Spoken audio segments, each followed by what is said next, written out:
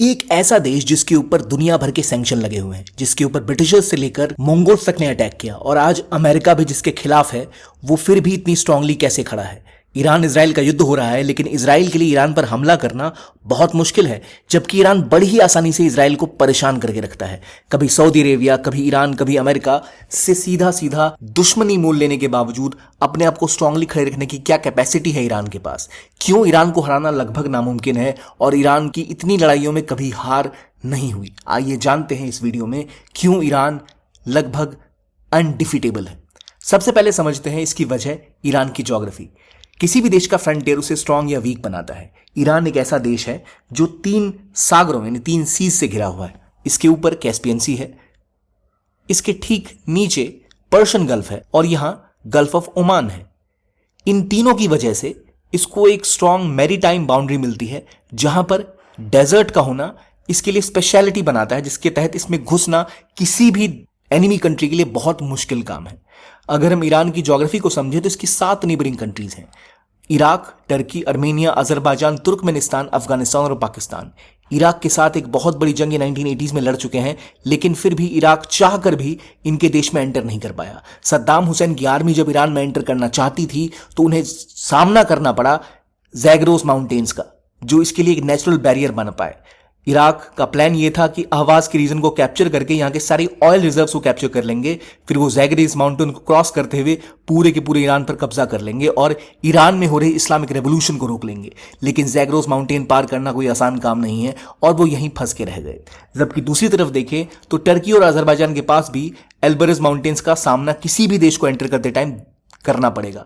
वहीं पाकिस्तान, अफगानिस्तान या तुर्कमेनिस्तान से घुसते टाइम भी डेजर्ट या फिर माउंटेन रेंजेस सामने मिलती हैं, जिसको पार करके ईरान के अंदर एंटर करना एक बहुत मुश्किल काम है। इसी कारण से कभी भी इतिहास में कोई देश अगर ईरान में एंटर करने की सोचता भी था तो ये जो टेरेन है वो उसे उनके लिए बहुत मुश्किल बना देता था। पर्शियन अंपायर की भी खास बात यही रही। इसके अलावा दश्तलुज जैसे डेजर्ट इसको एक स्ट्रांग फ्रंटियर ईस्ट और वेस्ट दोनों तरफ से बचाने का काम करते हैं। इन सब के बावजूद जो इसके आसपास सीज हैं, चाहे कैस्पियन हो, चाहे पर्शियन गल्फ हो या फिर गल्फ ऑफ ओमान हो, यहां भी ईरान के पास डीप सी पोर्ट्स हैं और ये डीप सी पोर्ट्स उसे देते हैं स्पेशल कैपेसिटी कि वो अपनी नेवी को काफी स्ट्रांग बना सकता है। और इसी कारणवश पर्शियन गल्फ, जहां दुनिया का एक बड़ा ऑयल और गैस का रिजर्व है, उसे प्रोटेक्ट करने में और अपने लिए बहुत सारा ऑयल निकालने की क्षमता ईरान के पास है। ईरान का इतिहास ईरान की डेस्टिनी को बयां करता है। आज जिस ईरान को हम देख रहे हैं, ये ईरान इससे कुछ अलग हुआ करता था। ईरान की नेचुरल बाउंड्रीज, नेचुरल ज्योग्राफी इसको सेफ्टी प्रोवाइड करती है, लेकिन ईरान की जो सबसे खास बात है वो है इसका परसिवरेंस। वो जानने के लिए हमें समझना होगा इसके इतिहास को। आज जिस ईरान को आप देख रहे हैं वो ईरान कभी कुछ और हुआ करता था। ईरान के इतिहास में एक सबसे महत्वपूर्ण साल है 1979, जब ईरान में इस्लामिक रेवोल्यूशन हुआ था। 1979 से पहले ईरान भी बाकी अरब कंट्रीज की तरह एक मोनार्की हुआ करती थी, यानी एक राजशाही, और इसे राज किया करते थे एक प्रो वेस्ट, वेस्टर्न आउटलुक के लिबरल रूलर जिनका नाम था रेजा शाह पहलवी। रेजा शाह पहलवी 1943 से लेकर 1979 तक ईरान के रूलर रहे और इन्होंने ईरान को मॉडर्नाइज करने की कोशिश की, वेस्टर्नाइज करने की कोशिश की, और इन्हीं के दौरान ईरान अमेरिका का एक बहुत क्लोज एलाई बन गया यूएसएसआर के खिलाफ और लगातार प्रो वेस्टर्न व्यूज और सोशल चेंज की कोशिश करते रहे रेजा Shah Pahlavi. During Pahlavi dynasty Iran को एक लिबरल और फॉरवर्ड लुकिंग कंट्री की तरह वेस्ट की ओर से देखा जाता था, लेकिन जब तक ये अपने रूल में रहे तो करप्शन काफी ज्यादा बढ़ा और इनके जो अप्रोच थी उसको लेकर वहां के जो क्लरिक्स है वो काफी परेशान थे, और इसी वजह से 1979 में एक बहुत बड़ा रिवोल्यूशन होता है। अयतुल्लाह खमेनी लीड करते हैं इस्लामिक रेवोल्यूशन ऑफ 1979, जिसके अंदर रजा शाह पहलवी का तख्ता पलट होता है और शुरू होती है एक इस्लामिक रिपब्लिकन कंट्री जिसका नाम है ईरान, जिसे हम आज जानते हैं। इसके बाद से ही सबसे पहला कदम इन्होंने ये उठाया कि जो वेस्टर्न टिल्ट था ईरान का वो खत्म हुआ और ईरान, जो कभी इजराइल का सबसे करीब दोस्त माना जाता था, जिसने दुनिया में दूसरी सबसे बड़ी इस्लामिक कंट्री जिसने इजराइल को एक्सेप्ट किया था, रिकॉग्नाइज किया था, उसमें से एक ईरान था, सबसे पहले इन्होंने इजराइल की एम्बेसी को बंद किया और वहां पर पैलेस्टाइन की एम्बेसी बनाई। सारी फ्लाइट्स बंद, सारे रिश्ते खत्म, और यहां तक कि यूएसए के साथ भी इनका विवाद बढ़ गया। जब ये बदलाव हुआ उसी समय बाकी अरबिक कंट्रीज को ये लगा कि कहीं अब ईरान का जो रेवोल्यूशन है ये बढ़ के हमारी तरफ ना आ जाए, कहीं हम सब के ऊपर खतरा ना मंडराने लगे। और इसीलिए इस खौफ के मंजर में होते हैं अटैक्स ईरान के ऊपर। और अटैक करता है कौन? 1980s में, जस्ट इस रेवोल्यूशन के एक साल बाद, जब रजा शाह पहलवी को अपना देश छोड़ के भागना पड़ता है। उसके बाद अटैक्स होते हैं 1980 में। सद्दाम हुसैन जो इराक में बैठे थे वो हमला करते हैं ईरान के ऊपर, और इसके पीछे हाथ होता है सऊदी अरेबिया और यूएसए का, जो नहीं चाहते थे कि ईरान में रेवोल्यूशन हो।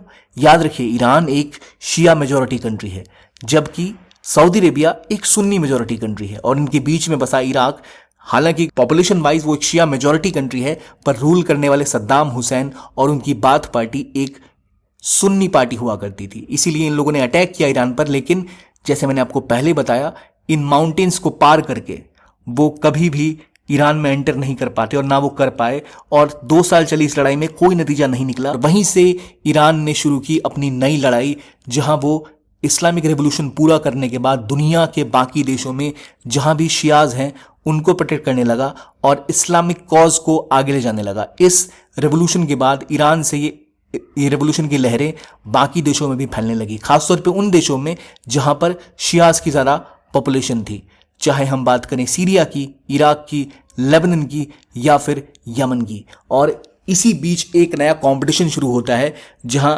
सुन्नी और शिया कंट्रीज के बीच में एक डिवाइड दिखने लगती है।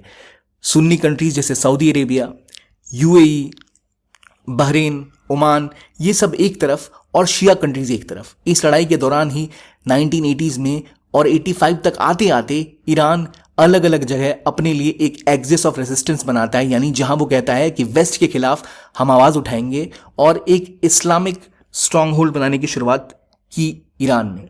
इसके अलावा ईरान ने अपनी जियोपॉलिटिकल लोकेशन का फायदा उठाते हुए कोशिश की कि लगातार ट्रेड रूट डेवलप किए जाएं। आज भारत रशिया तक पहुंचना चाहता है, सेंट्रल एशिया तक पहुंचना चाहता है, और इन सब को पहुंचने के लिए उसे ईरान से गुजरना पड़ेगा। ईरान की जियोपॉलिटिकल लोकेशन उसको एक ऐसी जगह रखती है जहां से यूरेशिया, सेंट्रल एशिया और साउथ एशिया को कनेक्ट किया जा सकता है। और इसीलिए जब हम बात करें international north south transport corridor की, जो भारत को रशिया से जोड़ेगा, सेंट्रल एशिया से जोड़ेगा, वो रशिया। इसके अलावा उसी पीरियड में ईरान ने यह भी कोशिश की कि अपने अलग अलग स्ट्रॉन्ग जोन्स बनाए वो अपने दुश्मन मुल्कों के सामने, क्योंकि ईरान इस्लामिक रेवोल्यूशन के बाद से ही यूएसए का दुश्मन बन चुका था। हालांकि बाय लैंड उसे एंटर करना मुश्किल था, पर उसको अपनी रेवोल्यूशन के बाद अपने मैसेज को पूरे इस्लामिक वर्ल्ड में फैलाना था, और इसीलिए ईरान ने अपना एक एक्सिस ऑफ रेजिस्टेंस शुरू किया। यानी जहां भी उनके मित्र राष्ट्र थे, जहां भी ऐसे देश थे जिनमें शिया पॉपुलेशन ज़्यादा थी, उनको सपोर्ट करना उसने शुरू किया, चाहे वो इराक हो, सीरिया हो, लेबनान हो या फिर यमन हो। और ये जो शुरुआत होती है, यहां से शुरू होता है ईरान का एक्सिस ऑफ रेजिस्टेंस। यानी उसने हर जगह अलग अलग ग्रुप्स को सपोर्ट करना शुरू किया जो शियाज की हक की बात करते थे। चाहे लेबनान में जो शिया माइनॉरिटी थी वो परेशान थी सुन्नीज और क्रिश्चियंस के डोमिनेशन के अंतर्गत, वहीं यमन में भी शियाज को दिक्कतें झेलनी पड़ रही थी। सद्दाम हुसैन के रूल में भी शिया माइनॉरिटी परेशान थी, और इस समय ईरान ने एक लीडर का रोल निभाते हुए अपने आप को स्ट्रांग करना शुरू किया। और दूसरी तरफ उन्होंने लड़ना स्टार्ट किया वेस्ट से, चाहे वो इजराइल हो चाहे वो अमेरिका हो। और इजराइल तक पहुंचना, पैलेस्टीन की आज़ादी की डिमांड करना, इसको लेकर ईरान ने सबसे बड़ी पहल की, और उसका मेन मकसद था इजराइल को तबाह करना। और इसके लिए ईरान को इजराइल तक पहुंचना बहुत आसान था, जो इस एक्सेस के थ्रू अब ईरान पहुंच सकता था। इसका पहला कदम था इजराइल के ऊपर बसे लेबनान में यहां 1985 में एक ग्रुप को खड़ा करना जिसका नाम था हिजबुल्लाह। कुछ समय बाद ही उन्होंने नीचे यमन में एक और ग्रुप होती रिबल्स का, उसे स्ट्रांग करना शुरू किया।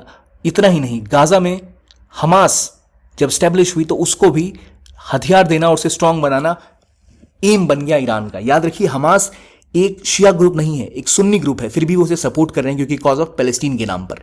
और इस वजह से ईरान पहुंचता है इराक, सीरिया, लेबनान के रास्ते इजराइल तक। और आज जब इराक में कोई एक स्ट्रांग रूलरशिप नहीं है तो ईरान का इन्फ्लुएंस बहुत ज़्यादा फैल चुका है इजराइल तक, और इसीलिए ईरान काफ़ी इजीली इजराइल के ऊपर हमले कर सकता है अपने प्रॉक्सीज के थ्रू, चाहे यमन में हो, चाहे सीरिया में हो, चाहे लेबनान में हो, चाहे इराक में हो। जबकि इसराइल को अगर ईरान को मारना है तो उसके लिए बहुत बड़ी दिक्कत है इतनी दूर से इनको स्ट्राइक करना। इसलिए इसराइल अपनी खुफिया एजेंसी मोसाद के थ्रू अटैक करवाता है। जबकि दूसरी तरफ अमेरिका भी चाहे ईरान को हराना तो लैंड बॉर्डर के थ्रू इसमें घुसना बहुत मुश्किल है, और वहीं आसपास एक स्ट्रांग प्रॉक्सी नेटवर्क बनाने की वजह से ईरान काफी स्ट्रांग हो चुका है। अगर हम देखें आज ईरान के इन्फ्लुएंस में कौन से देश हैं तो वो हैं इराक, सीरिया, लेबनान, और हर जगह उनके अलग अलग ग्रुप्स हैं जिनको वो पनाह देते हैं, जिनको वो स्ट्रांग करते हैं।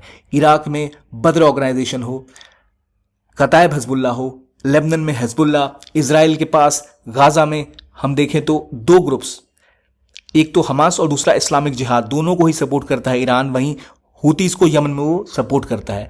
अलग अलग ग्रुप्स ना सिर्फ जो इसराइल से लड़ रहे हैं बल्कि कहीं कहीं जैसे यमन में वो सऊदी अरेबिया से भी लड़ रहे हैं और ईरान को स्ट्रांग बनाते जा रहे हैं। आखिर ईरान ये सब कर कैसे पाया? ईरान के ऊपर बार बार रोक लगाने की कोशिश की गई। ईरान ने अपनी मिलिट्री और अपनी पॉलिटी को ऐसे स्ट्रक्चर किया जहां उसका एक special wing IRGC, Islamic revolutionary guard crops, ये जो है ये केवल बाहरी युद्ध देखता है, यानी ईरान के बाहर की सिक्योरिटी देखने का जिम्मा दिया गया IRGC को। और IRGC ने वहां जिम्मा संभालते ही अलग अलग रीजन्स में अलग अलग ग्रुप्स को हथियार प्रोवाइड करने स्टार्ट किए। नतीजा ये हुआ कि लेबनान के पास आज 1.5 लाख से भी ज्यादा रॉकेट्स हिजबुल्लाह के पास हैं, 1.5 लाख से भी ज्यादा रॉकेट। वहीं हमास को भी रॉकेट्स ईरान ही सप्लाई कर रहा है। हौतीस को चाहे ड्रोन देने की बात हो तो वो सब यमन के थ्रू ईरान ही प्रोवाइड करता है। और इसी वजह से आज आप देखते हो एक एक्सिस ऑफ रेजिस्टेंस जिससे अमेरिका और इसराइल परेशान है। यहां तक कि जब कॉन्फ्लिक्ट यमन में होता है यानी हौतीस का सऊदी अरेबिया के खिलाफ, तो भी ईरान सऊदी अरेबिया के लिए दिक्कत बनी दिखाई देता है, क्योंकि ये कॉन्फ्लिक्ट केवल इजराइल और ईरान का नहीं बल्कि शिया सुन्नी कॉन्फ्लिक्ट भी है। इसलिए ईरान हर तरफ से जंग लड़ने को तैयार दिखता है अपनी पॉलिटी को, अपनी ज्योग्राफी का इस्तेमाल करते हुए। असल में अभी ईरान के जो सुप्रीम लीडर हैं अयतुल्ला खोमानी, उनके अंदर ही सीधा सीधा IRGC काम करती है। IRGC के अंतर्गत अलग अलग फोर्सेज होती हैं, जैसे नेवल फोर्स, ग्राउंड फोर्सेस, उनकी एक एरोस्पेस फोर्स जिसे आप एयरफोर्स कह सकते हैं। इसके अलावा इनकी एक बासेज रेजिस्टेंस फोर्स है, यानी इनकी वॉलंटियर मिलिशियाज जो दुनिया भर में फैली हुई हैं। और बाहर के देशों से लड़ने के लिए उनके पास कुद्स फोर्स है, जिसमें कासिम सुलेमानी जिसके कमांडर थे, जिनकी मृत्यु के बाद लगातार कॉन्फ्लिक्ट मिडिल ईस्ट में बढ़ने स्टार्ट हो गए थे। तो इसीलिए अगर आप देखें जब भी इसराइल पे हमला होता है तो इसराइल सीरिया, लेबनान और इराक में भी बमबारी करता है, क्योंकि उसे ऐसा लगता है कि जरूर ईरान इन एयरपोर्ट्स का इस्तेमाल करके उस पर हमला करेगा। और इसीलिए इसराइल के लिए ईरान एक बहुत मुश्किल कंट्री बन जाता है, क्योंकि ईरान कभी भी इसराइल तक पहुंच सकता है और उनकी मिसाइल और उनके ड्रोन्स आज बहुत एडवांस लेवल तक पहुंच चुके हैं। ईरान के पास अलग अलग जगह पर एक स्ट्रांग मिलिशियाज हैं, चाहे बहरीन में अल अस्त्रा ब्रिगेड हो, इराक में बद्र ऑर्गेनाइजेशन हो, लेबनान में हिजबुल्लाह हो, हमास और PIJ जो कि गाजा में है, सीरिया में बकर ब्रिगेड या फिर सीरिया के जो रूलर है असद अल बशर है उनको भी सपोर्ट करते हैं वो। इसी वजह से ईरान की रेंज बहुत ज्यादा बढ़ चुकी है। ईरान की एक स्ट्रांग नेवी और ऐसा फ्रंटियर उसको काफी स्ट्रांग बनाता है। वहीं दूसरी तरफ ईरान ने अपनी मिसाइल और क्रूज मिसाइल्स, बैलिस्टिक मिसाइल्स को काफी स्ट्रांग कर लिया है, जिसकी वजह से उसकी मिसाइल जैसे सेजिल और इमाद 2000 किलोमीटर की रेंज को पूरा कर सकते हैं। यानी ईरान अपने देश में बैठे बैठे टर्की तक पहुंच सकता है, यूरोप तक पहुंच सकता है, पूरा का पूरा इजराइल कवर कर सकता है। ये जो इंक्रीज कैपेसिटी है ये उसको एक बहुत स्ट्रांग कन्वेंशनल पावर प्रोवाइड करते हैं, जहां वो बैलिस्टिक मिसाइल्स के साथ अटैक कर सकता है। और इतना ही नहीं, शॉर्ट रेंज लड़ाई के लिए इजराइल ने स्ट्रांगली अपने लिए कामिकाजे ड्रोन बनाना स्टार्ट किया है, जो ड्रोन्स काफी सस्ते होते हैं और सीधा जाके एनिमी के ऊपर अटैक करते हैं और विस्फोट कर जाते हैं।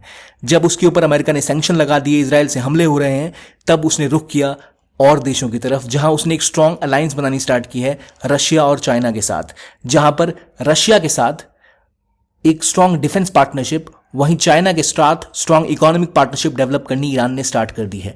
$400 बिलियन की डील उन्होंने चाइना के साथ पूरी की। चाइना के साथ व्यापार लगातार बढ़ता दिख रहा है। हालांकि ईरान पे सैंक्शन लगने की वजह से इंडिया जैसे देश इनसे ऑयल या पेट्रोलियम नहीं खरीद सकते, लेकिन ये अभी भी चाइना को ऑयल और गैस सप्लाई कर रहे हैं। ये 400 बिलियन की डील ईरान की इकोनॉमी को काफी स्ट्रांग बनाती है। वहीं डिफेंस इक्विपमेंट मैन्युफैक्चर करने की कैपेसिटी ईरान को एक स्ट्रांग मिलिट्री अलाई बनाती है, जिसका फायदा अब रशिया उठा रहा है, जहां से वो काफी सारे कामिकाजे ड्रोन खरीद रहा है। कामिकाजे ड्रोन काफी सस्ते, काफी मैन्यूवरेबल होते हैं, जिनमें बैलिस्टिक्स लगे होते हैं या बॉम्ब्स लगे होते हैं और सीधा टारगेट को हिट करते हैं, जो बहुत कम खर्चे में बहुत ज्यादा तबाही मचाने का मादा रखते हैं। और इसीलिए ईरान एक स्ट्रांग इकोनॉमिक और डिफेंस पार्टनर बनता जा रहा है रशिया और चाइना का। लेकिन इसके अलावा वो अपना पैर हर जगह फैलाने की तैयारी में है। और जो ड्रोन्स हैं वो आपको अलग अलग रीजन्स में, चाहे वो सीरिया हो, लेबनान हो, हमास हो, हर जगह जाते दिखते हैं। और despite of the sanction Iran अपने आप को स्ट्रांगली पुश करता जा रहा है। यहां तक कि ईरान ने ऐसा ही ऑफर इंडिया को भी दिया था, जहां वो जैसी $400 बिलियन की ऑयल और गैस की स्पेशल डील चाइना के साथ की, कुछ वैसा ही ऑफर उसने इंडिया को भी दिया। ईरान इंडिया के लिए बहुत इंपॉर्टेंट है, क्योंकि ईरान के थ्रू ही इंडिया रशिया, सेंट्रल एशिया तक पहुंच सकता है और अफगानिस्तान तक पहुंच सकता है। इसलिए भारत के लिए तो ईरान बहुत ही महत्वपूर्ण है। उसकी जियो स्ट्रैटेजिक लोकेशन, उसकी capacity to influence the politics all over the world Iran को काफी स्ट्रांग बनाती है। याद रखिए, ईरान के बाद दुनिया की सर्वाधिक शिया पॉपुलेशन कहीं है तो वो भारत में है। इसलिए भारत की सोशो इकोनॉमिक सेफ्टी के लिए हम कह सकते हैं कि ईरान हर तरफ से अपने आप को स्ट्रांग बनाने की क्षमता रखता है। अपनी ज्योग्राफी, इकोनॉमी, जियोपॉलिटिक्स और इस्लामिक रेवोल्यूशन के दम पर वो अपने आप को दुनिया का एक मेजर पावर की तरह प्रोजेक्ट करने में कामयाब रहा है। लेकिन समस्या यह है कि ईरान में जितनी ज्यादा डिफेंस को लेकर चीजें बढ़ रही हैं, उतनी ही उसकी इकोनॉमी कोलैप्स कर रही है। मेजर डिफेंस इक्विपमेंट और ऑयल गैस के एक्सपोर्ट के अलावा ईरान की इकोनॉमी ज़्यादा डाइवर्सिफाई नहीं हो पा रही है। सैंक्शन के दबाव के अंतर्गत उनके देश में महंगाई की दर लगातार बढ़ी है। पिछले कई सालों में लगातार ईरान में इन्फ्लेशन ऑल टाइम हाई पर पहुंचा है और ईरान में लगातार अब उनकी इकोनॉमी क्राइसिस की ओर बढ़ती जा रही है। पानी की कमी, महंगाई की वजह से लोग काफ़ी परेशान हैं और अब इजराइल के साथ हो रही इस जंग के बाद उनकी इकोनॉमी के ऊपर भारी दबाव पड़ने वाला है। इस दबाव में वो कैसे इस इकोनॉमिक क्राइसिस का सामना करेंगे, देखने वाली बात होगी। और लगातार ईरान में विरोध हो रहा है, क्योंकि ईरान के अंदर भी जो कंजर्वेटिव फोर्सेस हैं वो काफ़ी स्ट्रांगली अपने आप को प्रोजेक्ट कर रही हैं। इसकी वजह से वहाँ के लोग भी अब विरोध करने लगे हैं। कुछ नीतियाँ ऐसी हैं जो काफ़ी ज़्यादा दमनकारी हैं और लिबर्टी के खिलाफ हैं, चाहे महिलाओं की आज़ादी की बात हो या फिर कई ऐसी लिबरल मूवमेंट हो जो वहाँ भी अब पैर पसार रही हैं। आज जब इजराइल और ईरान के बीच में वॉर सीधी सीधी आमने सामने आ चुकी है, तो सवाल यह है कि क्या आज इजराइल ईरान पे अटैक कर पाएगा उस लेवल पे जिस लेवल पे ईरान इजराइल पे अटैक कर पाता है। हालांकि ईरान ने अपने आप को काफ़ी स्ट्रेंथन कर रखा है और इजराइल भी एक बहुत शक्तिशाली मिलिट्री पावर है, लेकिन इसका नतीजा ये होगा कि ईरान के ऊपर बहुत ज़्यादा इकोनॉमिक प्रेशर पड़ेगा। हालांकि अपने आप को डिफेंस वाइज वो प्रोटेक्ट कर पा रहे हैं, लेकिन ये इकोनॉमिक बदलाव जब हो रहे हैं और एक पॉइंट के बाद शायद इनको चाइना भी सपोर्ट करना बंद कर दे। ऑलरेडी रशिया के ऊपर खुद इकोनॉमिक दबाव बहुत ज़्यादा बढ़ गया है। यूक्रेन वॉर में उनकी अर्थव्यवस्था तबाह हो रही है। उसी स्थिति का सामना ईरान को भी करना पड़ सकता है और ईरान इससे कैसे लड़ेगा ये देखने वाली बात होगी। पर एक बात तो हमें माननी पड़ेगी, ईरान एक छोटा सा देश होते हुए भी, कंपैरेटिवली एक छोटी इकोनॉमी होते हुए भी अपने आप को दुनिया के मैप पर काफ़ी स्ट्रांगली प्रोजेक्ट कर पा रहा है और अपने आप को काफ़ी स्ट्रांगली प्रोटेक्ट कर पा रहा है। अब देखने वाली बात होगी कि आगे ईरान के साथ क्या होता है। चलिए, इस वीडियो के लिए इतना ही। अपने कमेंट जरूर बताइए। देखने के लिए बहुत बहुत धन्यवाद।